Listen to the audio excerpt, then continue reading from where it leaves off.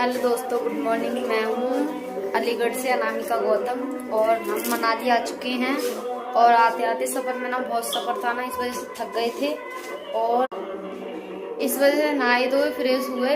जब जाके मैंने कि थोड़ा सा ना ब्लॉग बना लूँ। और देखो ब्लॉग बनाया है ना मैंने, बाहर का नज़ारा ना अभी दिखाती हूँ आपको। दिख रहा है ना, बहुत ऊंचे ऊंचे पहाड़ हैं यहाँ पर। 2 लाइट दिख रही है ना, वहाँ भी मकान बना हुआ है और हम तो बहुत ही नीचे हैं। सारा देखो कैसे दिख रहा है ना, देखो है ना, बहुत हुई। कोई बात नहीं, आप ना फोन पे देख लीजिए, ठीक है।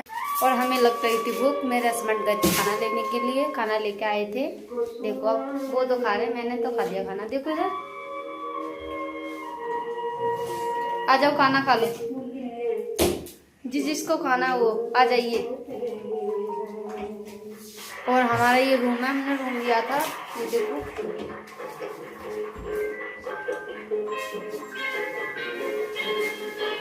बाय।